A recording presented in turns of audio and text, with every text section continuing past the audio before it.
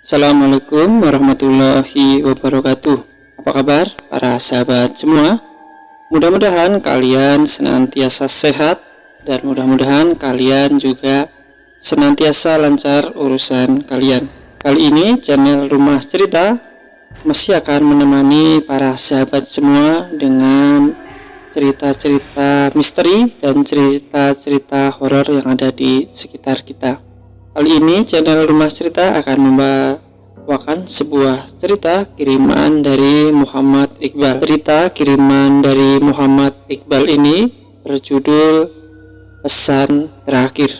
Dan tak lupa-lupa, tak bosan-bosan, Pak Toto selalu mengingatkan kepada para sahabat semua yang belum subscribe ke channel ini untuk terlebih dahulu menekan tombol subscribe supaya nanti para sahabat akan mendapatkan notifikasi pemberitahuan jika channel ini telah upload video terbaru. Baik para sahabat, cerita seram dimulai. Namaku Doni. Saat ini usiaku 25 tahun. Saat ini aku tengah bekerja di sebuah kota besar di Jawa Timur, yaitu Surabaya. Sudah lebih dari 1 tahun aku tak mudik di kampung halamanku, yaitu di Jawa Tengah. Hari ini aku berencana untuk mudik ke kampung halamanku karena memang saat ini aku sudah kangen dengan kedua orang tuaku, dan kebetulan juga saat ini cuti tahunan bisa aku ambil dan masih ada kurang lebih 5 hari cuti tahunan yang belum aku ambil, sehingga aku kali ini bisa pulang ke kampung selama 5 hari. Lumayanlah waktu 5 hari untuk liburan di kampung. Aku sampai di kampung halamanku saat itu sekitar jam 9 pagi, dan setelah bertemu dengan keluargaku, aku lalu bergegas untuk berkunjung ke rumah beberapa teman akrabku. Ya lumayanlah, sudah beberapa tahun tak bertemu dengan mereka, namun mereka saat ini masih sama seperti tahun-tahun yang lalu saat aku bertemu dengan mereka. Tidak ada perubahan yang drastis pada teman-temanku ini. Ya mungkin karena mereka tinggal di desa sehingga mereka tidak mengalami perubahan yang begitu drastis. Sampai akhirnya aku mendapatkan kabar dari salah seorang sahabatku yang bernama Umar. Sahabatku yang bernama Umar ini memberitahukan jika teman sekolahku yang bernama Alvin, yang kebetulan usianya sama dengan aku, saat ini aku taksir sekitar usianya 25 tahun. Temanku yang bernama Alvin ini saat ini tengah bekerja di kota Balikpapan, dan Alvin ini katanya sudah lebih dari 2 tahun tidak pulang ke kampung halamannya. Ya memang dengan Alvin ini aku juga terakhir ini putus komunikasi dengan dia karena nomor HP yang dulu pernah aku simpan tidak bisa aku lacak lagi karena HP yang aku miliki hilang dalam kegiatanku sehari-hari. Saat itu kayaknya terjatuh di satu tempat, dan ketika saat itu aku ingat sekitar jam 7 malam, ketika itu aku tengah duduk-duduk di teras serambi rumahku. Saat itu kedua orang tuaku ikut menemaniku untuk ngobrol-ngobrol, dan saat itu juga ada Umar yang ikut ngobrol denganku. Malam itu kami ngobrol bersama sampai sekitar jam 10 malam. Umar lalu berpamitan pulang ke rumahnya, dan setelah Umar pulang, kedua orang tuaku pun lalu masuk ke dalam rumah untuk istirahat. Aku yang terbiasa dengan rutinitasku yaitu tidur sekitar jam 11 lebih, saat ini aku belum kantuk. Maka aku saat itu tetap berada di teras rumahku dengan ditemani oleh secangkir kopi, dan saat itu sambil terus mendengarkan musik-musik yang ada di handphoneku, aku masih asik di teras rumah. Tak berapa lama kemudian aku seperti didatangi oleh temanku, dan saat itu aku kaget karena ternyata tanpa aku duga saat itu yang datang adalah Alvin. Alvin tampak datang saat itu dan tanpa mengucap salam, Alvin langsung duduk di sebelahku. Apa kabar Don? Sehat kamu? Kata Alvin yang berbicara seolah-olah tanpa basa-basi. Lalu aku mengatakan kepada Alvin jika saat itu aku sehat dan baik-baik saja. Aku pun kemudian menanyakan kabarnya Alvin saat itu. Alvin lalu menceritakan bahwa dirinya saat ini tengah bekerja di balik papan, dan dia juga menceritakan bahwa di kotanya itu dia sudah beberapa tahun dan betah untuk tinggal di kota itu. Malam itu aku ngobrol dengan Alvin sampai sekitar pukul setengah 12 malam. Aku saat itu lalu meminta kepada Alvin untuk menginap saja di rumahku karena saat ini kebetulan kami bertemu dan ini adalah satu kesempatan yang jarang kami dapatkan. Namun Alvin saat itu menolak permintaanku dan berkata bahwa dia tidak bisa memenuhi permintaanku itu. Dan saat itu setelah Alvin pergi, aku lalu mencium aroma bunga melati yang begitu menusuk hidungku. Ke parfumnya begini amat ya si Alvin, batinku kemudian. Malam itu aku lalu beristirahat dan esok paginya aku menjalani rutinitasku seperti biasanya. Saat ini sekitar jam 1 siang aku berencana untuk berkunjung ke rumahnya Alvin. Namun ketika aku bertemu dengan kedua orang tua Alvin, mereka menjelaskan jika Alvin sampai saat ini belum pulang ke kampungnya. Kan kedua orang tuanya ini juga menyatakan bahwa mereka begitu rindu dengan Alvin, anak kedua mereka. Dan mereka juga mengatakan berulang kali menghubungi nomor HP milik Alvin, namun komunikasi mereka selalu gagal karena menurut perkiraannya Alvin ini memang Kalimantan bekerja di salah satu perkebunan yang mungkin karena posisinya ada di tengah hutan sehingga komunikasi sulit terjalin antara Alvin dengan keluarganya. Aku saat itu cukup paham dengan kondisi jika memang di Kalimantan ini jaringan seluler biasanya di tempat-tempat tertentu memang agak susah. Dan saat itu aku sebenarnya ingin menceritakan kepada kedua orang tuanya bahwa semalam aku bertemu dengan Alvin. Namun dari penjelasan kedua orang tua, aku lalu mendapatkan satu informasi bahwa Alvin belum pulang.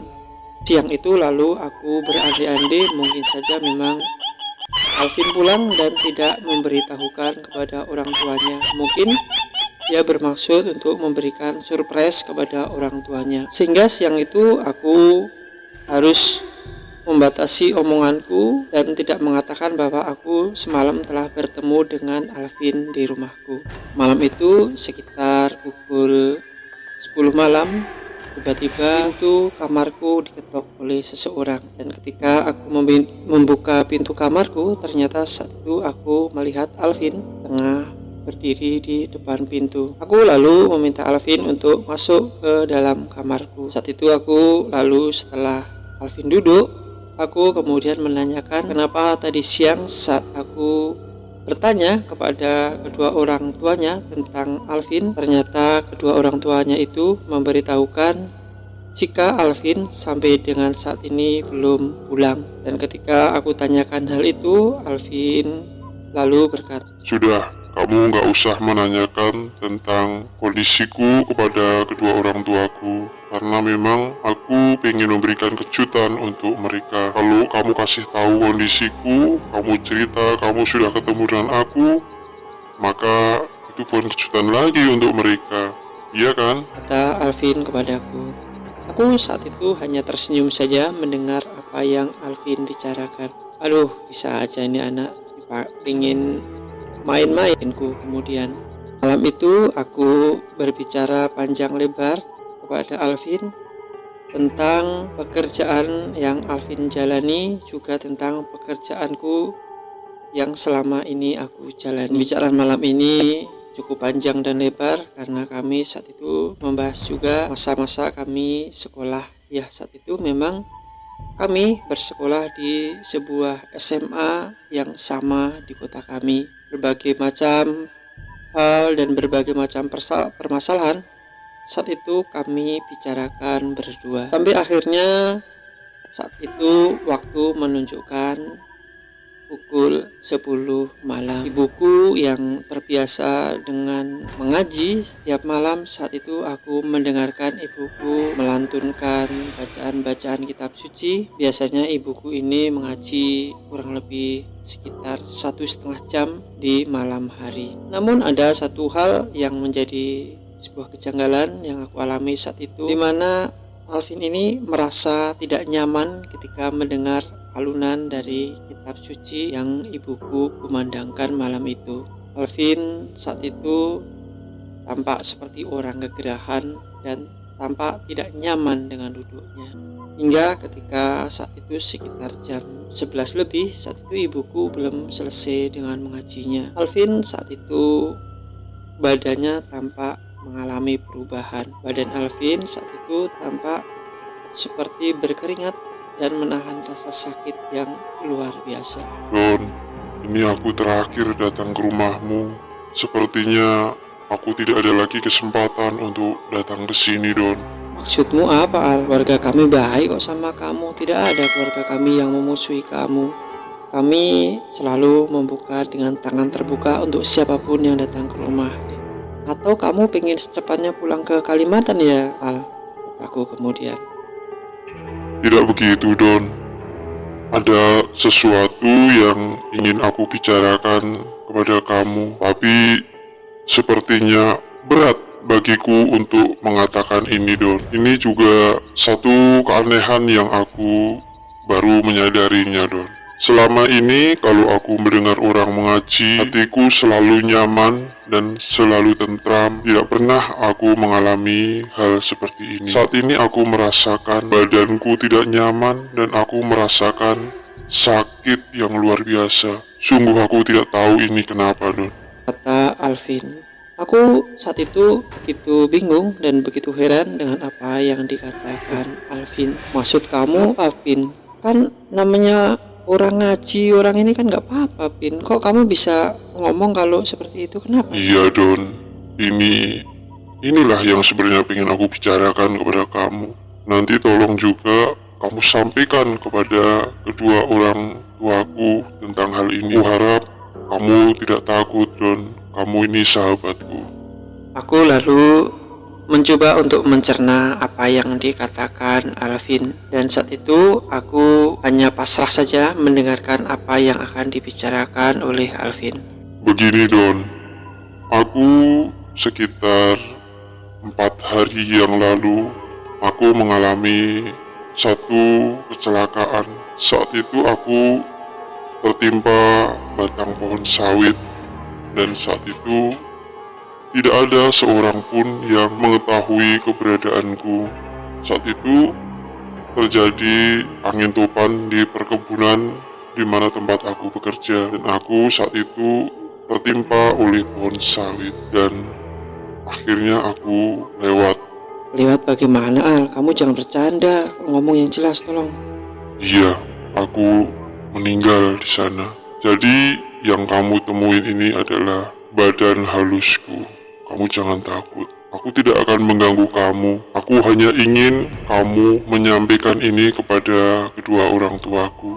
Sampai saat ini jasadku masih belum diurus, Don. Jadi nanti aku harap kedua orang tuaku untuk menghubungi rekan-rekanku yang saat ini bekerja denganku di Kalimantan, biar mereka saat ini mencari jasadku.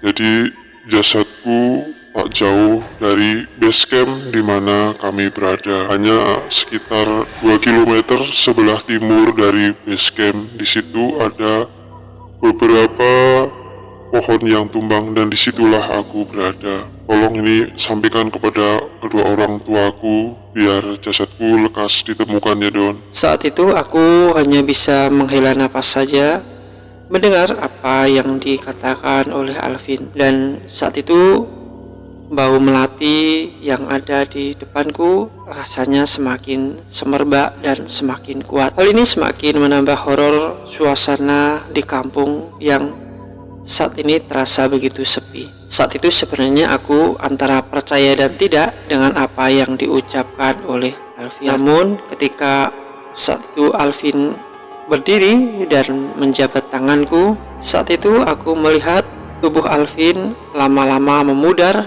dan kemudian hilang dari tatapan mataku. Aku saat itu sedemikian shock dengan apa yang aku lihat, dan langsung saja malam itu aku langsung membangunkan kedua orang tuaku itu untuk mengatakan kejadian yang baru aku alami, dan kedua orang tuaku itu menyarankan kepadaku untuk menyampaikan berita ini besok pagi saja supaya kedua orang tua dari Alvin ini tidak shock karena ini situasinya sudah malam. Dan benar saja, di pagi harinya sekitar jam 8 pagi aku dan keluargaku lalu menyampaikan berita ini kepada kedua orang tua Alvin. Dan saat itu juga kedua orang tua Alvin langsung menghubungi salah satu keponakannya yang memang bekerja di Kalimantan dengan Alvin. Dan dari keponakannya yang ada di Kalimantan ini, kedua orang tua Alvin mendapatkan kabar memang jika Alvin telah hilang dari tempat kerjanya selama beberapa hari. Dan keponakannya ini juga menjadi terkejut luar biasa ketika mendapatkan informasi dari orang tuanya Alvin tentang situasi dan kondisi Alvin saat ini. Dan ketika sore harinya akhirnya kedua orang tua Alvin mendapatkan kabar jika saat ini jasad Alvin telah ditemukan, dan atas saran dari keluarga, jenazah dari Alvin ini akhirnya dimakamkan di Kalimantan, karena di area situ memang sudah ada tempat pemakaman umum. Karena kalau untuk dipulangkan ke Jawa ini memakan waktu yang tidak sebentar dan ditakutkan nanti jenazahnya sudah rusak. Dan semenjak itu Alvin sudah tidak pernah menampakkan diri kembali. Nah, itulah para sahabat semua cerita kiriman dari Muhammad Iqbal. Mudah-mudahan cerita kiriman dari Muhammad Iqbal ini menghibur para sahabat semua. Akhirnya Pak Toto mengucapkan wassalamualaikum warahmatullahi wabarakatuh.